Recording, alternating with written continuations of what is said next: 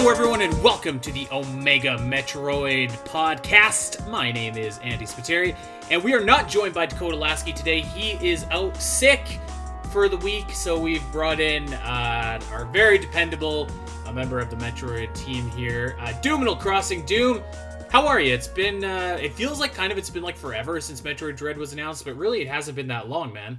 Yeah, I've kind of been in the opposite thing. Like, I posted on Twitter a few days ago, I think last Tuesday, like, man, has it really already been 2 weeks since Dread? Because I feel like it's only been like a few days, but no, we're just about to hit week number 3. You know, we're recording on a Monday evening, and tomorrow will be the 3-week anniversary of Dread.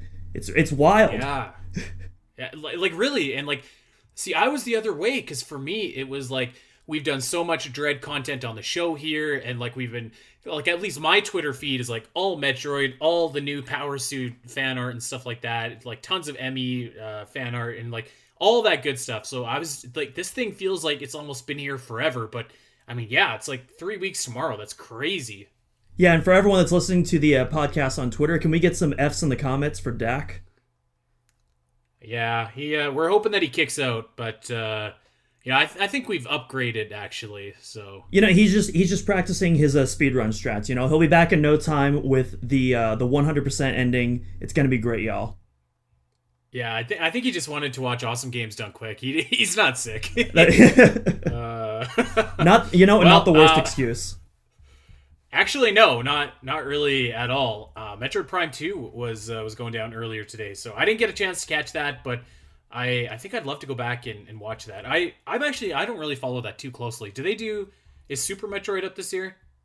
I'm not sure. I would imagine it's pretty much. I don't think there's been a year without Super Metroid, so I'd be surprised if it wasn't. That's kind of like their main event, right? Or like usually one of the main events. Yeah, like the big 3 that's usually there is Super Metroid, Ocarina of Time, and Mario 64. Or like, yeah. That's a trio of iconic games to run right there. Some of the best of all time. But my friend, we took to Twitter and asked everybody to give us some Metroid Dread questions. And we asked you guys to submit those questions over on the Omega Metroid Discord server.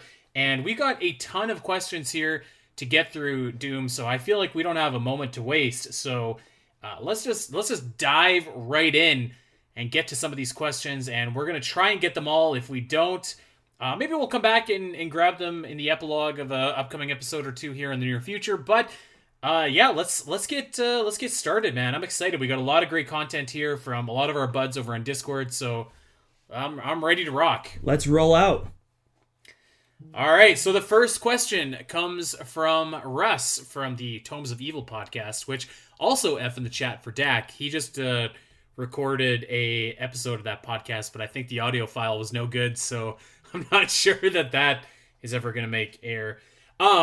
His first question is, what do you think the likelihood is of another Metroid game being an unlockable bonus in Metroid Dread? I know it seems extremely improbable, but it's not unheard of. NES Troid was on Prime and Zero Mission. I would love to see an unlockable version of Fusion, or even better, Samus Returns. You know, Doom, I got some thoughts on this one, but you start us off. This one's going to be a real simple answer for me, because, you know, that sounds really awesome, and there's no way that Nintendo is going to do that. Now that we have Switch Online, or in a even more of a fantasy future, if for some reason they decide to bring Virtual Console back. Because, yeah, those were, like, really cool unlockable bonuses, you know. You had NES Troid with Prime, as well as the Zero Mission ending, like Russ mentioned. But that was before Nintendo realized, wait a minute, we can just make more money by reselling these games over and over again. And since then, you haven't really seen that. The closest that I have seen is in the Samus Returns Legacy Edition, which was an exclusive collector's edition in Europe. There was a bonus download code for Metroid 2 on the 3DS, so you could play both the original and the remake.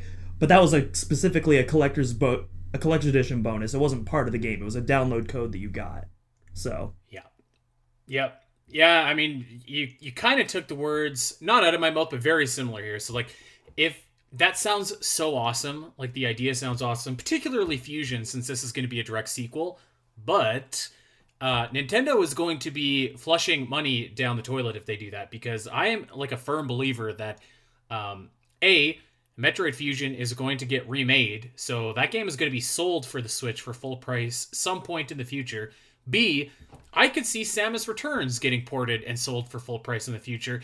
And C, like you said, Game Boy Advance games I think make a lot of sense to come to Nintendo Switch Online, and you have to imagine that Metroid Fusion would be front and center at that list. So I don't see it happening. And you know what, D, it kind of made sense for the digital download of Metroid 2 with Samus Returns, and it made sense with NES Troid with Zero Mission.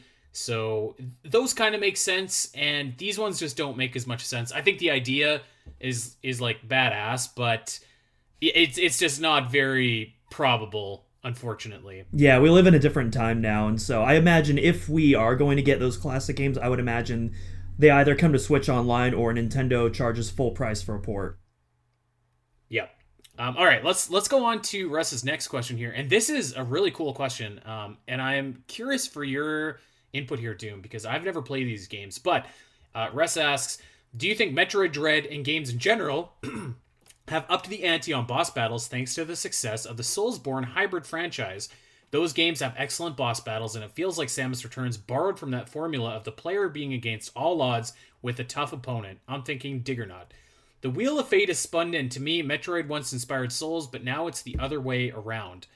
I have some thoughts on this, but what do you think about this? I've never played any of the Souls games. Yeah, I haven't played a Souls game either. I guess the closest thing I have played is Star Wars Jedi Fallen Order, which also borrows not only from Metroid, but as well as from the Soulsborne series. And so I guess that's probably the closest I've played to one of those types of games. But the boss battles, from what I've seen in like Dark Souls or Bloodborne or Neo gameplay, isn't really, the boss battles don't work quite the same as it does in those games. As for Metroid, I feel like Metroid has always had like really epic boss battles. I think that's one of the series' stronger suits, in my opinion. I don't really think Samus Returns. I mean, maybe if I did play a Dark Souls game, maybe I would see the similarities there. But as someone just looking from the outside in, they look like pretty natural evolutions of what's already been established in Metroid. I actually thought Diggernaut in particular felt more like something out of a Metroid Prime style game, with the way you would spider ball up the legs. It reminded me a lot of Quadraxis from Prime 2. Mm-hmm. Yeah, I agree. I agree. So I've read this question, and like, to be fair, like I said, I haven't played any of the Souls games or anything like that. But to me, I'm like, well, I feel like, yeah, like you said, Metroid has always had some like pretty intense boss battles. Like, you know, even going back to Metroid Prime, like you kind of have those boss battles that are almost like a puzzle. Like Flagra is more of a puzzle than it really is a boss battle. You know what I mean? And like, I feel like in some respects, Diggernaut is like that as well. But like you also have in Samus Returns, like the ending Ridley fight is like, to me, very reminiscent of like the Super Metroid Ridley fight, where it's just like this big brawl. Absolutely. And I feel like it, you know, if you want to look at the evolution of boss battles, like, you know, I look at Zelda, those always have really intricate boss battles. Lots of series have intricate boss battles. Mm-hmm. So I maybe it's not fair of me to say that Souls hasn't influenced the way that bosses in Metroid have, you know, kind of evolved over time. But I think that's just an evolution of boss battles in general. I think that, like, you know, people expect a little bit more, a little bit flashier, a little bit more cinematic. But I do think that Metroid has that nice mix of like the boss battles that are kind of puzzles, and then the boss battles that are fights, and then the boss battles that are a little bit of both. So yeah, I maybe I'll play Souls one day to fully answer this question, because I've heard that they are right up my alley, but I haven't ever played them for some reason. Yeah, same here. There's definitely some that I'm looking at. Like, you know, I want to play. What's the one that won Game of the Year like a couple years back? I can't remember. Bloodborne? Or no. Not Bloodborne. The one that's in like medieval Japan. Yes, Sekiro. Sekiro. Yeah, that one. Yeah. You've seen a Canadian try and butcher the pronunciation of a. Oh God, let's move on. All right, let's go to a question from Focus Wombat here. This is a really good question, and I've seen it all over the place, everywhere, since Dread was announced. Wombat asks, with Dread being the end of Samus's story with the Metroids, how will they continue the franchise? Just more prequels and spin-offs? So, I feel very strongly like just because this is the end of the story with the Metroids does not mean it's the end of Samus's story or the end of Metroids as a species in particular. Like the end of the story, I think they said it will be the end of her story with the Metroids. I think that's what they said verbatim, but like that could be interpreted in a lot of different ways. That could be interpreted as the end of her story with the baby Metroid, which started in Metroid 2, continued in Super, had the Metroid DNA and Fusion, and maybe this is the conclusion to that. It could be the end of the story with the Space Pirates, which you've been battling in every single 2D Metroid game. It could be the end of the story with the Dark Chozo. There's a lot of different ways that you can interpret that. And let's just say that it is the end of the story, and Samus eradicates every Metroid ever. The Space Pirates are done. Metroid Prime has shown us that, like, you can really just, like, start a new story arc in a new game, and it doesn't need to be connected to anything really in particular. Like, yeah, Metroid Prime had Ridley and the Space Pirates and stuff like that. But I mean, really, for the most part, like, Phazon was its own thing. It was a new creation, and that lasted for a trilogy of games. So I mean, I think that it's entirely feasible and likely that, Metroid 6 will do the same thing. If there isn't anything in Metroid Dread that doesn't kind of dovetail into Metroid 6, which I think there will be. Yeah, and going off that, Sakamoto, even in the interviews he's given, he's in a few of them he's stated already that he already has other ideas of where to take Samus in the future that's not necessarily tied to this upcoming storyline. And so I definitely think we will get more prequels and remakes. Remakes absolutely, or ports for sure. And then prequels, I mean, aside from the Prime games, which are obviously prequels, I wouldn't be surprised if we got, something like that. But I also don't think by any means sequels are out of the question. I do think Metroids will be present in some form, even if they're not like the main overarching thread that connects the story together. They might be more of a background element or something like that. But even like you said, even if they are wiped out, you can always just create new threats. I mean, it's Metroid, it's sci-fi. You have the power to do anything. Yeah. And I mean, like, let's just say, I've seen also a few people say, like, well, if there's no Metroids, why are they calling it Metroid? It doesn't matter at this point. Like, we're 35 years in. The series is just called Metroid, regardless of if there's Metroids or not. Yeah, we talked about this. Or, sorry, go on. Well, I was just going to say, like, Samus has Metroid DNA, as far as we know, if you want to get really technical. So, like, that can just be a continuing theme, right? To have your Metroids in there. Not that I ever think that there will never be Metroids again, but, if you wanted to get really granular, she's got that in her blood. Yeah, I talked about this on the Discord, and I used Halo as a comparison, because for some reason Halo keeps coming up in all our discussions and like random different diatribes, but I was talking about Halo, because the reason where Halo gets its name from, if any of our listeners haven't played the games, it takes place on these artificially created ring planets called halos, because they're shaped like rings. And that's where the name of the game comes from. Halo 3 does not feature any Halo rings. Halo 4 does not feature any Halo rings. Halo 5 only features one in the post-credit scene. Doesn't change the fact that the series is called Halo. That's just what everyone associates with Master Chief and the Covenant and all that jazz. And so I feel like the same thing applies to Metroid. You don't need to have a Metroid in a game for it to still have the time. I mean, we've already seen it. Metroid Prime Hunters, I mean, granted it's a spin-off. That game doesn't feature any Metroids. It's clearly still a Metroid game. And I mean, let me go back to my well here. I mean, you know me, Mr. Zelda here. How many Legend of Zelda games don't have Zelda? Lots. There you go. So there you go. We were talking about Halo earlier, by the way, and I buried the series and said that Skyward Sword was better than all of them. And you know what? I stand by that. That's why people don't like me, though. Because I have to say things like that. The hard truth. I mean, Dak is somewhere getting even sicker as he listens to this. So. I mean, you're trying to get a Pokemon character as the final Smash DLC, so I'm pretty sure you're the king of, like, getting everybody to hate you. Yes. The more people hate you, the more powerful he gets. Don't give in. Sometimes you just gotta watch the world burn. All right, let's move on. Focus Wombat is back with another cool question here.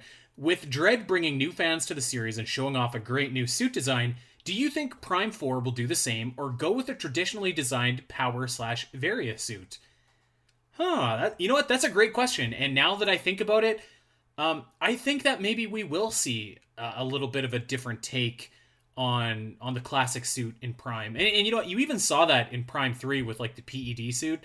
So I could definitely see Samus kind of rocking a new suit, and I think you would still get like the same basic idea of the Varia suit and the Gravity suit. Like you could maybe get something that changes your suit to a different color and is heat resistance, kind of like Infusion, where you have a new suit but you get the same kind of base like upgrades, I guess, and it changes your suit color. I could see that, or I could see them doing it like they did in Metroid Prime 2, where they have the little pack that goes on your back that allows you to swim through water. So I think that there's a lot of leeway there. But yeah, I actually hope that they have like a cool new schnazzy suit for Samus to rock in Metroid Prime 4.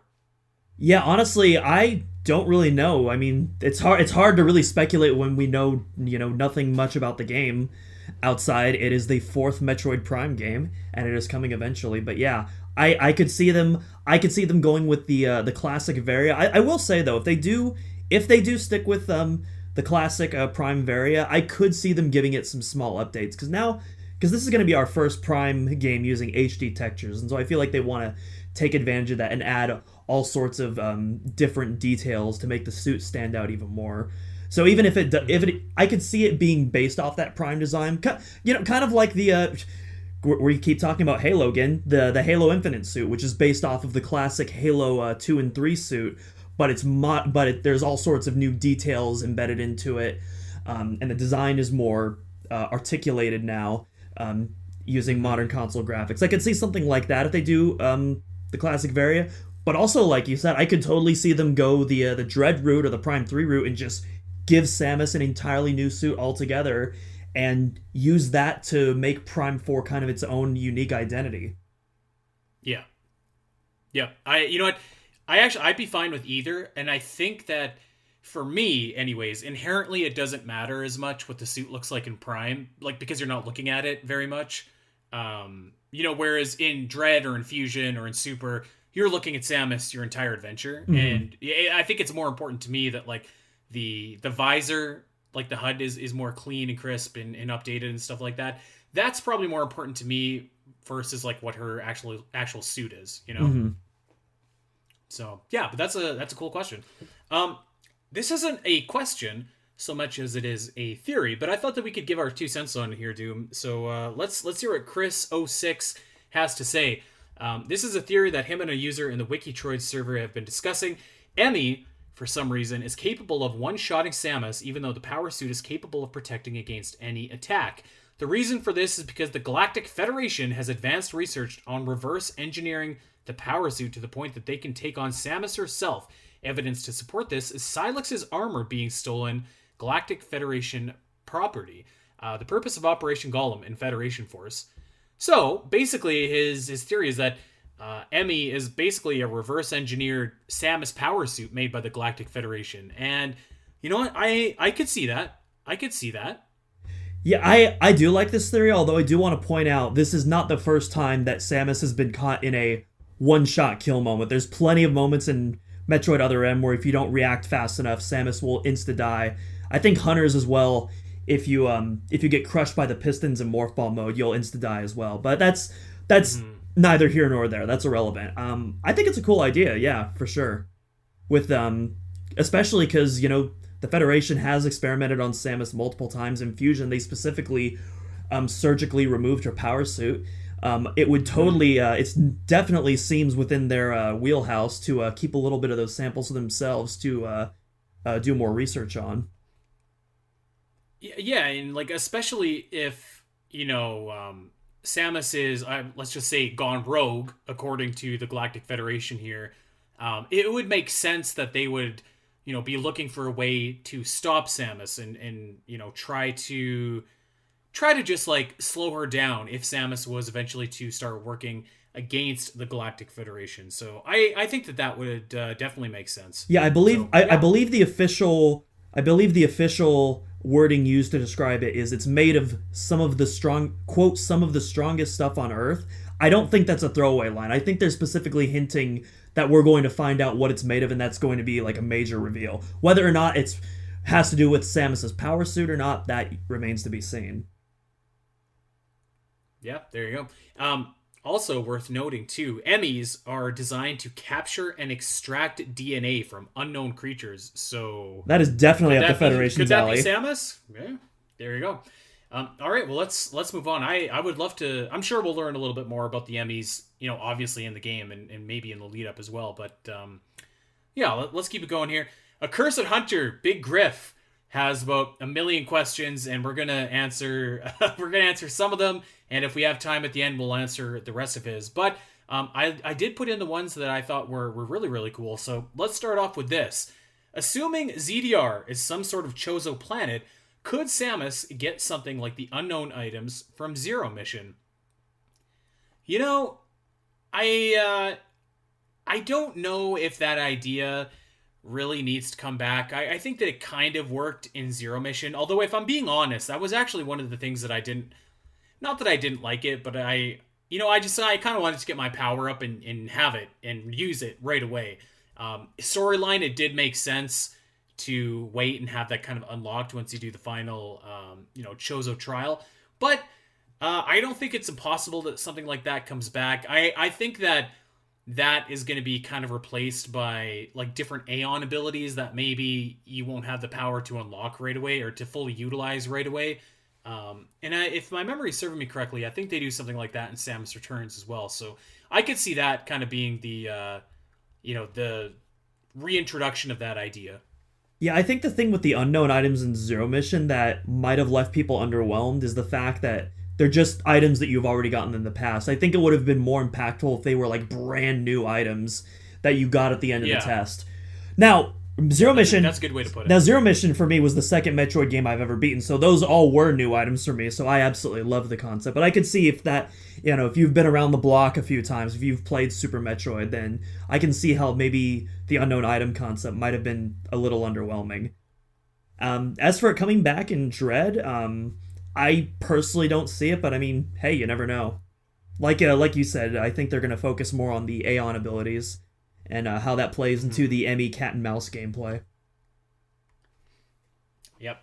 All right, let's keep it going. I really loved this question. My mind started spinning at the possibilities here. But Villager Lev asks, how possible do you think it is that we'll see DLC for Metroid Dread? I know the game isn't even out yet, but Nintendo seems to be getting into the DLC era for all their games. Even Master Mode for Breath of the Wild was part DLC, I believe. I'm not sure what the DLC would have other than another difficulty. So, I think it's very possible that this has DLC. I don't... So I was trying to think of what exactly that would be, and like, in my mind, I was like, I don't know if they would do kind of like story DLC as they have with other big titles. But I could definitely see them doing something like a Wave 1, Wave 2 kind of DLC, where like Wave 1 is, let's say, a harder difficulty, let's say maybe like a boss rush or something, or something kind of more gameplay specific, right? That you can, or maybe it's just new skins or something like that. But then I could see like maybe Wave 2 is, maybe it is a little bit of extra gameplay. Maybe there is something new to explore. Like, just because I think I'm limiting myself in my thinking, just because it's not a big 3D open world title doesn't mean that we can't have additional story DLC. So I do think that that's possible. I don't know if I'd take it to the bank necessarily, but I certainly think that it's possible. Like, to put it this way, you had DLC for Breath of the Wild, but then you didn't have DLC for Link's Awakening. So like, I feel like this game kind of falls somewhere in the middle of that, where like it's not an older style game, but it's like a 2D game and kind of like more of a throwback, I guess, than a Metroid Prime would be, if that makes sense. Whereas, I don't know. I think what I'm trying to say is I could see it happening. I hope that it does, and I would hope that they do story like elements, but I think it's very possible, like, for sure, that there's like extra difficulties, different gameplay modes, etc., etc. Yeah, Nintendo is really weird when it comes to DLC because, sometimes you'll get the obvious DLC sometimes, like, oh, I wonder if Smash is going to have DLC. Like, no duh, of course Smash is going to have DLC. But then you have Mario Kart 8 Deluxe, which is far and away the highest selling game on the Switch. It just does not stop selling. It refuses to stop. Can't stop, won't stop. And, I mean, it's gotten a couple free updates, but, like, of all the games you would think Nintendo would invest resources into making additional paid content for, they didn't do it with that game for some reason, despite it being an obvious choice. And then meanwhile, Luigi's Mansion 3 of all game got DLC, but it wasn't single player DLC. It was multiplayer costumes and mini games, which nobody cares about. And so, I mean, yeah, you never really know with Nintendo. Sometimes they do the obvious decision, and sometimes they don't do the obvious decision. And so, I think with Metroid it could go either way. I'm gonna lean towards no, just because I can't really see them spending that much additional resources for a Metroid game at this time, or if they did, it would be something probably post-launch. I could see it getting small free updates though. I was watching a Metroid YouTuber by the name of Doughboy, who is featured in my over 20-minute long Metroid Dread live reaction, so definitely check that out. And but yeah, he made a new video shortly after that reveal talking about stuff that he wants to see, and one of the things that he suggested was a randomizer mode, and I think that would be an awesome free update for Metroid Dread. I had that a little bit down the list, but let's just talk about it now. I think that that would be like a wicked downloadable content feature, but I don't know how realistic that is, because I feel like to Nintendo, randomizers don't exist. Yeah. Like I feel like they are not a thing in the Nintendo wheelhouse. So as much as I would love to see that, I don't even know if, like, you know, somebody had suggested like, oh, maybe they could have some speed running content as downloadable content, and I don't even think we discussed what that speed running content could be, if it was leaderboards or if it was whatever, right? Just something that focuses on speed running. And I also don't really know that even exists in Nintendo either, which is very strange. But Zero Mission Infusion does have the item checklist and the clock, but they're like unpleasantly difficult to access. Like you have to dig in to like various different options to be able to toggle them, and then you have to unlock them first beforehand, and it's really it should be a lot simpler than it is. But I guess the difference here, and I'm not necessarily saying it makes it more or less likely, but something to keep in mind is that Mercury Steam is the primary team that's developing this, and Mercury Steam is not Nintendo. Really, so obviously they'd have to get it approved by Sakamoto and Nintendo, and the main and Mercury Steam is already working on another game. Yeah, that's too, true. Right now. Yeah, but I think that to go back to the start here, so the law of Nintendo Switch game DLC, I just put this together in my head. The law of DLC is that if you are a port, you get no DLC. If you are That's not true. That's not true. Captain Toad's Treasure Tractor, it got a whole tracker. It got a whole expansion. Did it really? Yeah. Okay, well, I guess I have to throw my rule out there goes my one rule to make sense of it. Yeah, that's another one. Yeah, Mario Kart doesn't get DLC, but Captain Toad of all games gets a whole expansion. Like, Nintendo makes no sense sometimes. So, I think my rule is, like, if you are a big AAA Nintendo game that's not a port, generally speaking, you're probably going to get DLC, like Splatoon 2. Well, you know what? I can't even say that because Mario Odyssey didn't get anything. So who knows? It's a coin flip. I would love to see it. I think we'd all love to see it. And that's not fair. Odyssey what it would be. Odyssey got Luigi's Balloon World. Okay. So, the rule's back on the table. So, if you're a big AAA title, you get DLC, but not if you're a port. So, Metroid has a chance, I think. Very interesting. We should have almost done a whole episode on this. I love the DLC topic, but we got to move on here. Let's get to another question because we have a ton of stuff left here. This is another one from Big Griff.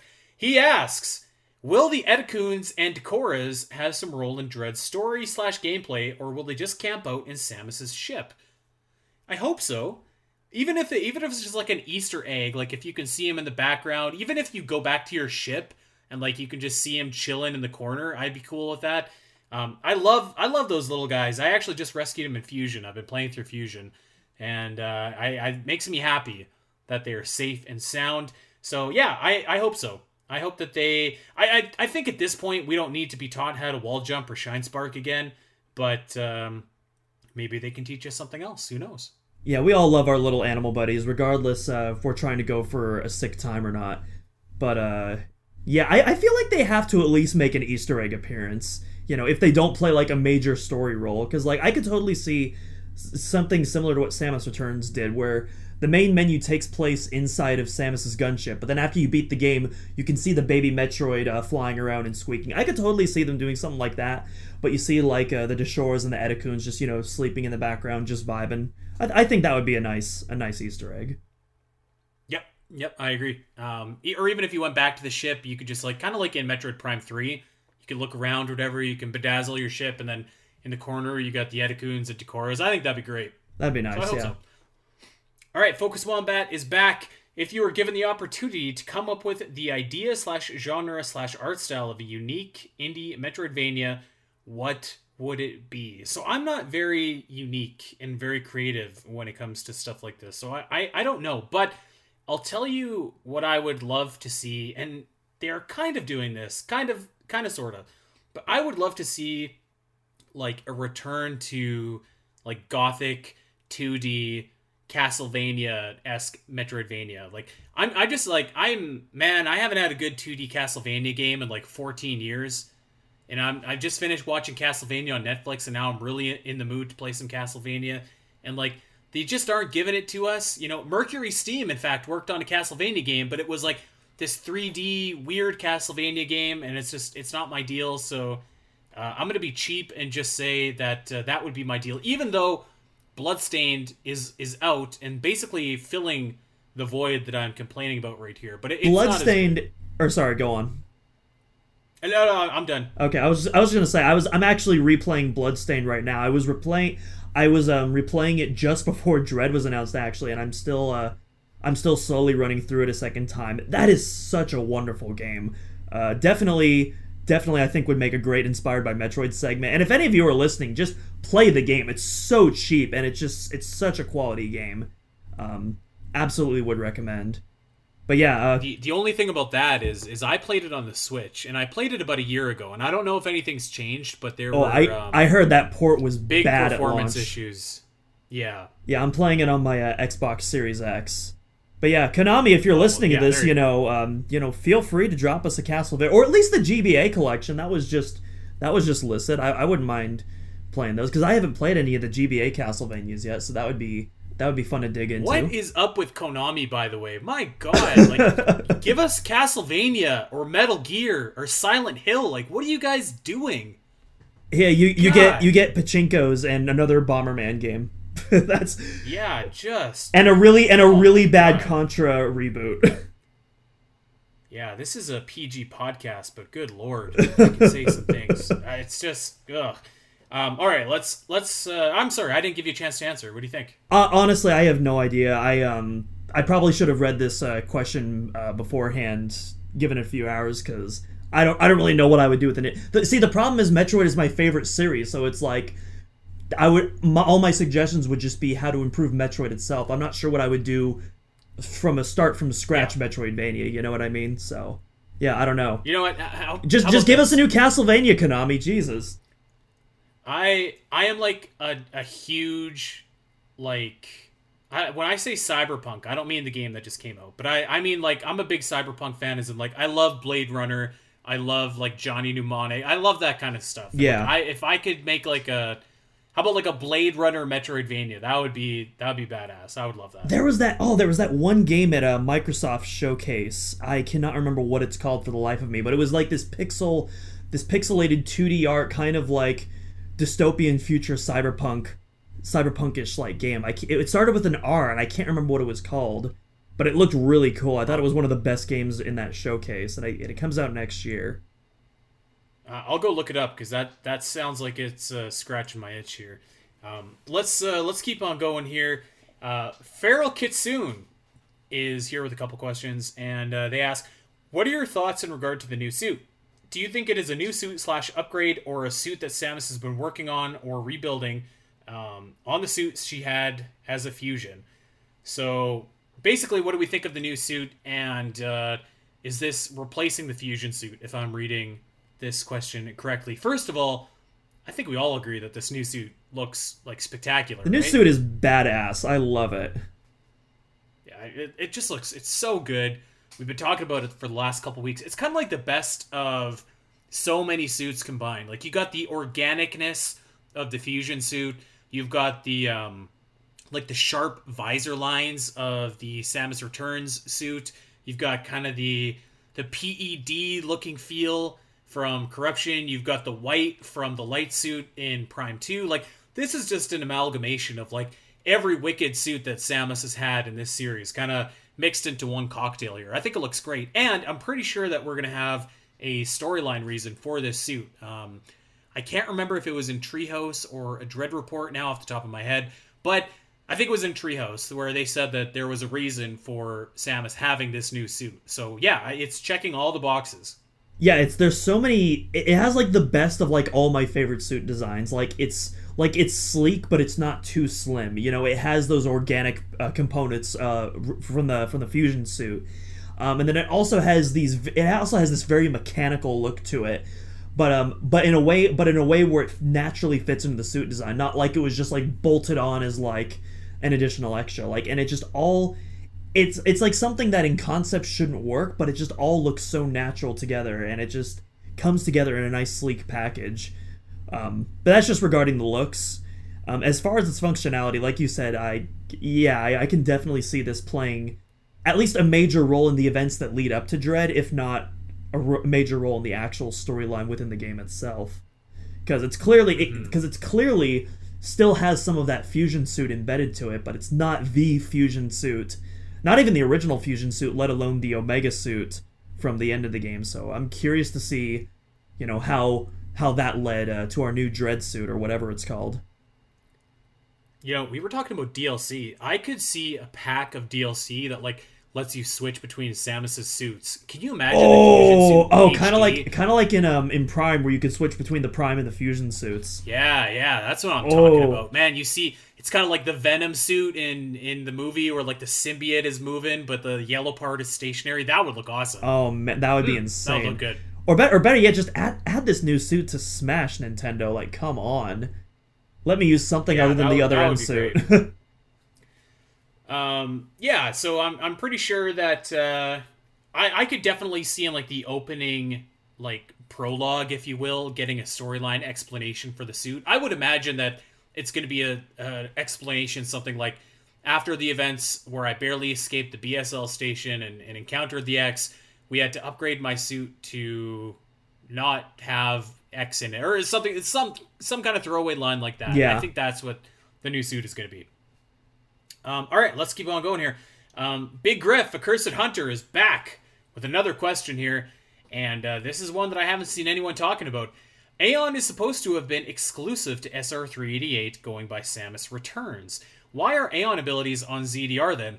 Were the Chozo able to find a way to reproduce it? Was Chozo tech from SR388 brought to ZDR?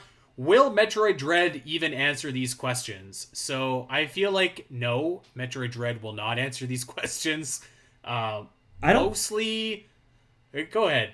I was just going to say, I don't really think it needs to answer those questions. I think it's fairly self-explanatory. Yep. I mean, the evil Chozo or whatever those rogue Chozo were, they probably raided the planet, stole the technology, and reverse engineered it. Like, I don't think you need to have this whole diatribe explanation, you know, paragraphs of information to tell that. I think, you know, you can use your own imagination to figure it out in a much simpler way. Yeah, I was going to be a little less diplomatic and say I don't know that anyone really cares like how Aeon got to ZDR.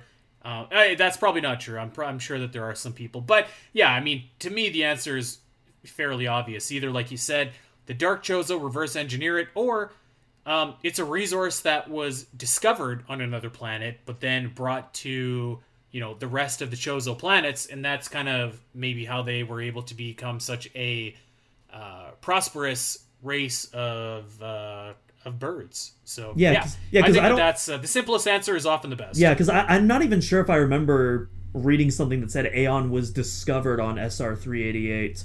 I might be missing something. It might have been like something in like a manual. I think Griff or is right. guide. I think they do say that it was discovered on SR388, and I believe that they implied that is why the Metroids eventually start to evolve. So like it does make sense, but okay, you know, I think that it's like a it's a quantifiable substance that you could like bottle up, take with you, and bring somewhere else. So I think that that's probably the simplest and the best explanation. Hmm. All right, I skipped over this one. Let's go back and get Fluffy Wolf's question here. They say that they just started listening to the podcast recently, so thank you very much.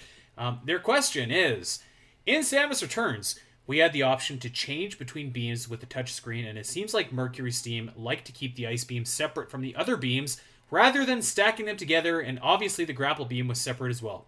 But if Mercury's team still keeps on the track record of keeping the ice beams separate, then we must have some way to switch between the beams fluidly. Do you think that they could implement some kind of weapons wheel, something like you might see in GTA 5, to choose between beams? What do you think? I hope not. I'm not a fan of weapon wheels. Mostly, I think Doom Eternal does it pretty nicely. We talked about this actually on my debut episode when we were talking about Prime Trilogy controls. But I don't even think Metroid Dread really needs a weapon wheel. I think the Switch has a lot more buttons than the 3DS, so I think if they do decide to keep the ice beam and the regular stackable beam separate, I'm sure they could easily find a way to be able to swap those on the fly. I mean, you can even press in the thumbsticks too as well. So yeah, I don't think that's too much of a problem. I think you can implement that and make it really speedy. Yeah, I guess my answer is kind of multi-layered here. On one hand, I would be fine with a weapon wheel, actually. Like, I'm a big Axiom Verge fan. If they use a weapon wheel in that game, even though, realistically speaking, you only use, like, one or two beams that entire game. But I think that the idea is fine enough. So I think that that is okay. I actually don't know that I would just want to see the ice beam separate from the rest of the beams. I don't know, like, I feel like switching between beams works in, like, the Prime games, or maybe worked in the Prime games. I don't know if it would work, as well anymore, just because you don't have the C-stick.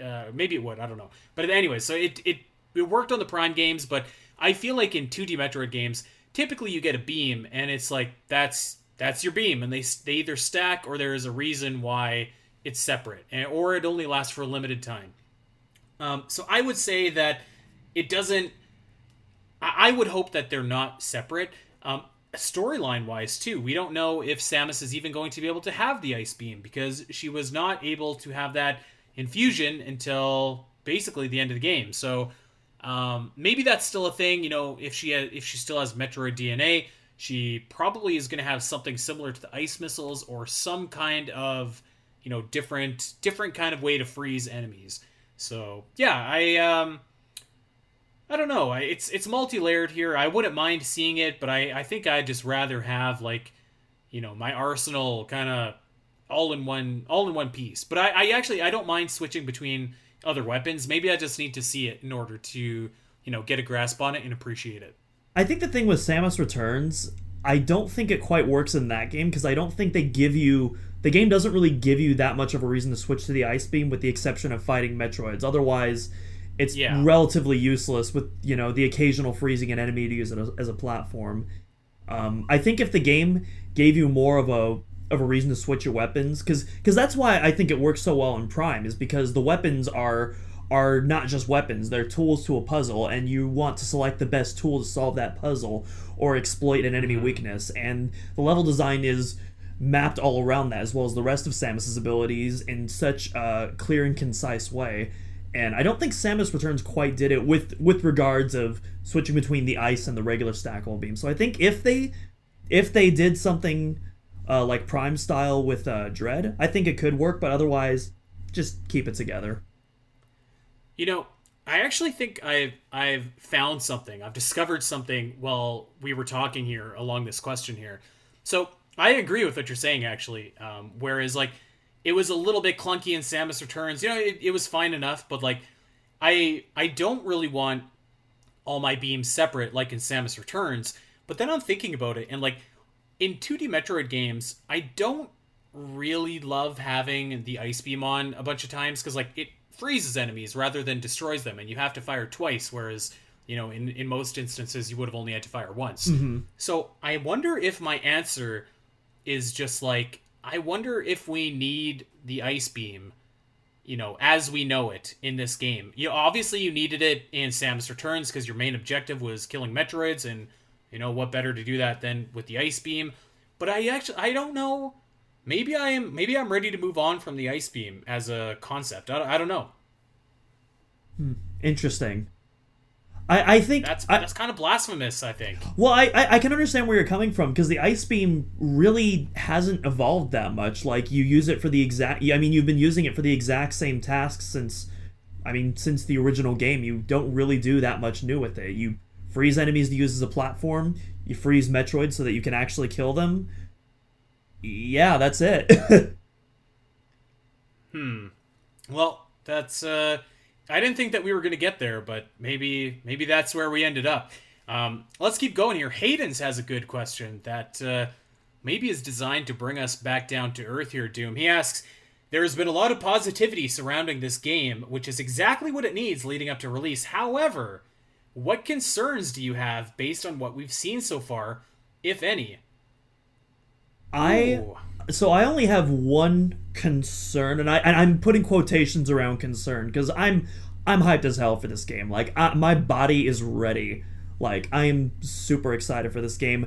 Pretty much everything. I released a video like literally 5 hours before Dread was revealed about where I wanted to see 2D Metroid go, and within that first trailer we got, as well as some clips that I saw on Twitter, pretty much every issue that I had with Samus Returns has been addressed. So I'm already, like, right from the gate, I'm like full steam ahead. There is one minor issue though that doesn't really have me concerned, but I would rather them not repeat this from Samus Returns, and that's having each level in sequential order. So basically, the way that a Metroid game works typically is you explore one area, and then you'll explore another, and then maybe you'll come back to another area, and then you'll explore a new area, and then you'll come back to the second area. Or maybe you'll do it like a Zelda Dungeon style, where you'll primarily focus on one area, then you'll primarily focus on another area, maybe backtrack to the first area, but you're still primarily doing that second area, and you're doing there. Samus Returns is probably the most linear Metroid game in the sense that you are just going from area to 1 to area 2, area 3, and you don't need to backtrack at all unless you're going for 100%. You can complete the game without backtracking to a single area, and that to me kind of, I don't want to say betrays the Metroid formula, but I much prefer getting lost in the planet and exploring. Like, one of my favorite feelings, and I talk about this in my video, is, there's Zero Mission, going back to Kraid's Lair. When I was a little kid playing that game, trying to figure out how to progress through the game, and then all of a sudden I remembered, oh wait, there's those bomb blocks at the start of Brinstar, and I haven't gone back there since I got my bomb like ways ago. And so I go back, I bomb the lair, and I find Kraid's Lair, and that was such a mind-blowing moment to me.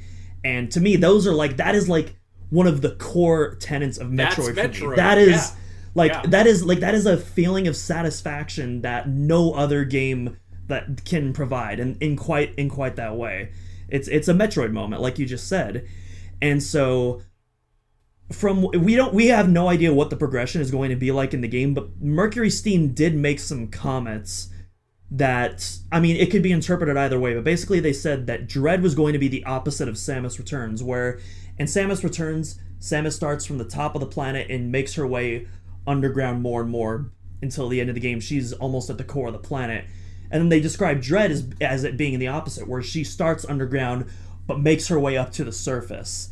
And I'm hoping that that's not indicating Dread being another sequential order game. I'm hoping what they mean is that the final area will be on the surface, but that you're still backtracking between areas as you explore and you upgrade yourself. But even if it is sequential, Samus Returns is a great game. I'm sure Dread's going to be a great game. It's not that big of a deal in the grand scheme of things, but I do kind of hope that we do get that classic Metroid formula. I actually think that that already from what we've seen in the treehouse, you're very quickly in what's the first area's name? Ateria? There's Artarius and Catarsis, or I think Cataris. You very quickly go from the first area to the second, is my point. So I think that there is going to be a little bit more interconnectivity, for sure. But I agree with you, actually. I think I think that AM2R maybe does a little bit of a better job of kind of zigzagging you around, but just inherently, that's kind of the design of the game. Um, my concern shouldn't be a surprise to anyone that has consistently listened to this I show. know where this is But going. you know where this is going. So, Metroid Fusion is one of my, I don't want to say, I guess technically speaking, it's one of my least favorite Metroid games. I still love the game, it's great, but in comparison to other Metroid games, it's not my favorite, and it's pretty much because of the constant stop, start, listen to Adam, get your objective, and go. I think that just like took away from the game so much that Adam constantly and consistently told you where you needed to be, what your objective was, and he just like stopped you all the time to stop and listen to what he had to say. Granted, you got a lot of the story across that way, but I think that Metroid Prime and like other games have shown that you can tell a great Metroid story while not sacrificing the constant movement and the getting lost and stuff like that. So I hope that we don't see that in this game. Like, already we can see us stopping and talking to Adam in his little stations. I don't want to have to listen to Adam for like long periods of time. I just want to be able to explore and go where I want and not be explicitly told where to go. I think that they should have that option. If you're playing on, let's say, I don't know, maybe there's an option where you can toggle hints on and off. I think that they've done that in other Metroid games. I think that should be included, but I just want the option to turn it off. Whereas in Fusion, it's like, here is your objective, go here, any objections. And yeah, that's kind of what I'm a little bit concerned about. But I mean, at the end of the day, is it going to ruin the experience? Of course not. But I am hoping for a little bit more freedom of movement. Yeah. Fusion is my second favorite game, third favorite if we include AM2R. But I also agree with your criticism. Actually, I think that is definitely one of Fusion's biggest weaknesses. Obviously, it doesn't damper the experience for me as much as it does you, even though you still enjoy the game. But yeah, I definitely think we're going to get some of that to a degree. I don't think we're going to get anywhere near as much as Fusion though. So I can only hope that it doesn't that it doesn't drag down the experience, and at the very least, hopefully that the cutscenes are skippable. So if you're doing a replay, Yes. or if you're speed running the game, then you can just like, hey, press plus, get it out of there, let's keep going. Yeah, or like at least give us a cool cutscene if you're going to constantly be talking to Adam. You know what I mean? Like in Fusion, it's just like you're just talking to the computer and it's the same navigation screen. Hey, you're just checking Adam's DMs. Yeah, and my God, the text goes so slow on the Game Boy Advance. I'm not trying to bury Fusion here, but I'm just I've been replaying. I've played probably like 50 hours of Metroid Fusion this week. Yeah, because it's all fresh. Yeah, you're creating a 100% guide. I am. I'm about 70% done, I think, right nice. now. So that should be done soon. Okay, this is a question made for you. It's a question about nothing in particular, but here we go. Our boy Quest Boy, shout out to him, by the way, in his art. His art is awesome. You got to be following him over on Twitter. He even made us a couple emotes in the Discord. Metroid Doom crossover, yay or nay? If you say no, I will judge you. Hell yes. Let's go. Let's do it. Game of the year every year. Doomtroid. I'm game for like any kind of crossover, because like I feel like crossovers inherently are just kind of like a little bit more goofy, and they can be like Alien versus Predator, like that was a goofy movie. It didn't hurt anybody. It was cool. It was a spectacle. I like that kind of stuff, and I feel like if Alien could do it, why can't Metroid do it? I mean, there's a lot of... Yeah. I'm just saying, for people that have played Doom 2016 and Doom Eternal, you know that there's definitely some Metroid influence in particular sections of those games, without giving away any spoilers. But, so yeah, I obviously, will it actually happen? No, but like, theoretically, I could totally see like a type of game that could incorporate both game types. Yeah, I agree. It's funny. Dak and I got in a huge argument once about I wanted to cover Doom on inspired by Metroid. And he's like, man, Doom inspired, he said Doom inspired Metroid Prime, not the other way around.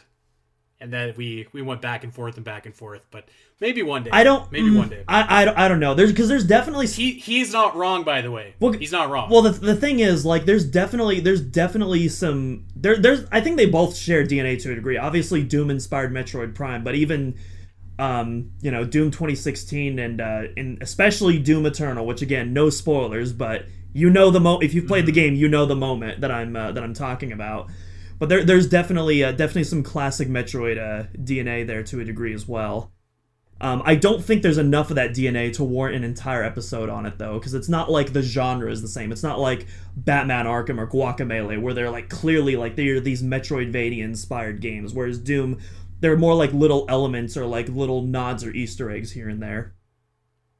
I still have to play Doom Eternal. I'm looking at it on my shelf right now. I gotta finish it. I got the first one done, so just gotta get Eternal. All right, we have 3 more questions here. I think we have time to blitz them here, so let's just go. Crimson Paladin asks, since the game apparently has voice acting, do you think it's likely that Samus will also have voice acting? No.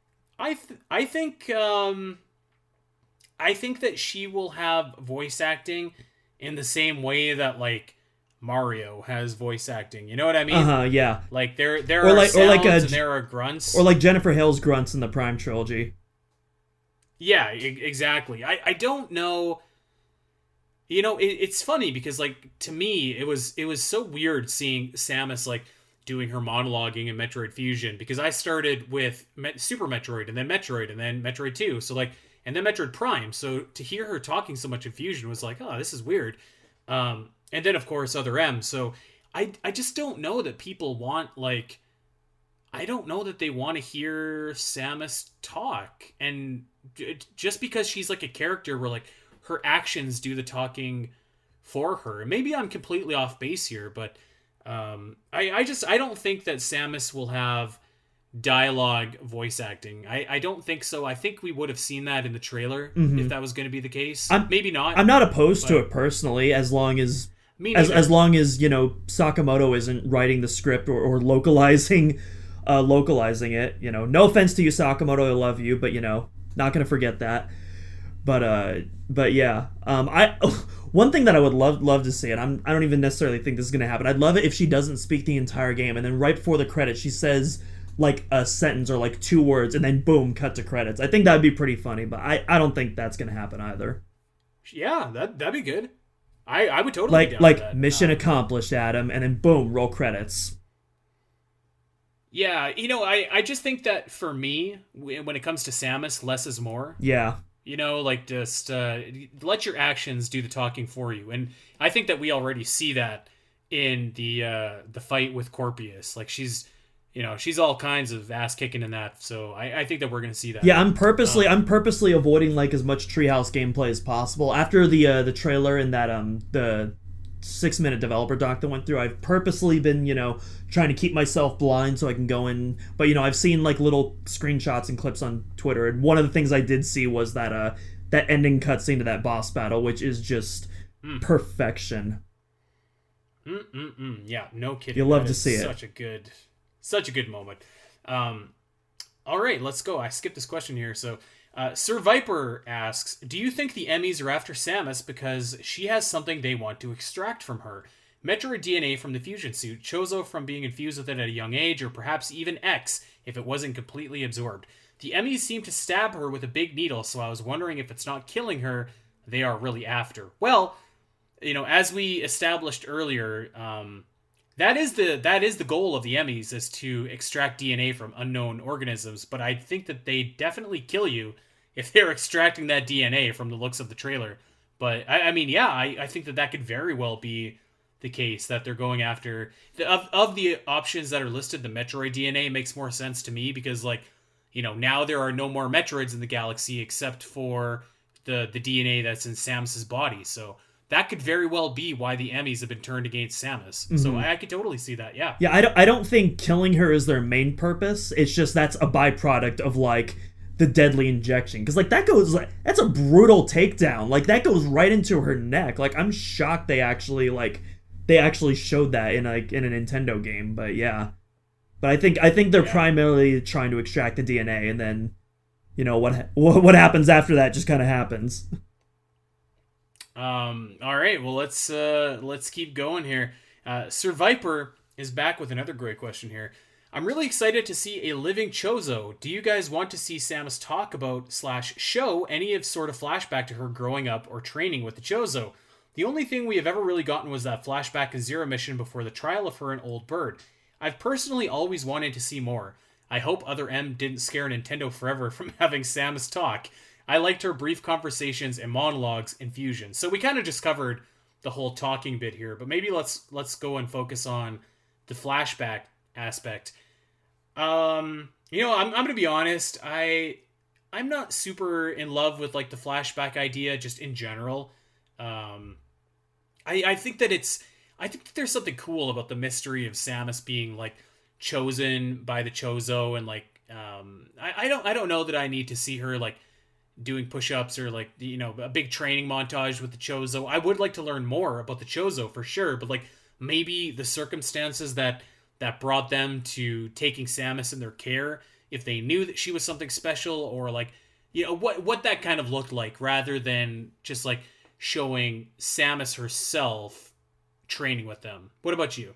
I think that the story that Mercury, Steam, and Sakamoto are trying to tell in Metroid Dread should take precedent before all other story elements. And so if there is a flashback, I hope it's there to enhance the story that is being told, not just there as just a piece of fan service that doesn't serve the greater narrative being told. Because if that's it, then no, I don't want it. But if it does serve the narrative, if it does make the experience, that much more digestible, that's the word I was looking for, then yeah, I think it could work. But I'm not really for or against it, just whatever benefits the story more. Yeah, fair enough. You know what? We're gonna do one more question here, and then we'll get out of here, because I think that this is a good question, and I want to give our man Big Griff some love, because there's like 1,000 questions of his. I don't think we answered a single one of his yet, did we? No, we threw him. We threw him a bunch of bones here. I'm not even gonna say a couple bones. We threw him a bunch of bones. But let's end on this one. In Metroid Fusion, super missiles were a direct upgrade to regular missiles. Since Dread is a sequel to Fusion, do you think Dread will have super missiles also be a direct upgrade to regular missiles? I don't think so. I think the reason they opted for that in Fusion was because the Game Boy Advance had far less buttons than the Super NES at the time. And then by the time Zero Mission came out, I think they figured out a way how to go back to the classic super missile swap by using the select button. The Switch has far more buttons than not only the GBA, but even the 3DS, as we talked about earlier. So I think they're still going to be swappable in this game. But you never know. Maybe they will go back to it. You know what? I think I have a two-parter here. I think that they will be separate, but I think that maybe there will be a bigger distinction between them. Like kind of we were talking about with the ice beams earlier. Like maybe there's regular missiles, and like maybe there's like big bomb ice missiles or something like that. Like something to just set them apart, other than the super missile just hits a little bit harder. I actually hope that they are separate, because I like to go sweep the map and get like all the collectibles, and that's a big part of the fun of Metroid to me. So like having all the different kinds of collectibles and upgrades and stuff like that hidden around the map, and using your skills to get them is such a big part of what makes a Metroid game fun to me. And I think that the more diversity in the items hidden around the map, the better, even if it is just a missile to a super missile. So yeah, I think that they probably will be separate, and I think that they probably should be separate. Slightly deviating from the topic, what I think would be really cool is if your missiles and super missiles, they were separate, but they still had stackable upgrades like your beam. So your missile could be upgraded throughout the course of your game, but also your super missile could be upgraded throughout the course of the game. And they could do like individual unique abilities. Like maybe your regular missiles could get like the Seeker missile from the Prime series, and maybe your super missile could do something else that I can't think of right now. I don't know. I like that, yeah, because like even in Fusion you have like the diffusion missiles, which have the big like puff of ice that goes around them and freezes everything. That was kind of a cool little innovation that game had. Yeah. So yeah. All right. Well, we have reached the end of our questions here. We are out of time, but man, thank you guys so much for all of the great questions. We wish that we could have answered all of them, but I think that we got some good stuff out of here, Doom. Yeah, absolutely. Thanks for having me on again. I always love doing these. Always. I think this is my first Q&A as well, so it's fun answering all your questions. I love, God, Q&A episodes are so good because like you can just other people do your work for you. It's awesome. True. You don't have to write out your scripts. You don't have to do any bullet points. You can just spitball and free throw. Oh my God. Yeah. Free flow. There we go. Big Griffin just writes the whole show for you. So shout out to you and shout out to everybody that asked. And of course, shout out to Doom for filling in for Dak on a last minute call in here. Appreciate that, and appreciate you hanging out with me for tonight. But that is it. We are going to get out of here. Of course, we're going to have some more Metroid Dread content for you next week. I think we're going to cover the Sakamoto Diary, so that is going to be very, very interesting. But until then, we want to encourage you to head on over to Twitter and give us a follow. We are at Omega Metroid Pod. I am at Spiteri316. Doom is at Doominal Cross, and we are over on Podbean, iTunes, Spotify, wherever you get your podcasts. Omega Metroid Podcast. Like and subscribe. Recommend us to that Metroid fan in your life. Tell them where they can get their weekly Metroid fix. And that's it, everybody. Until next week, we'll see you then. Take care.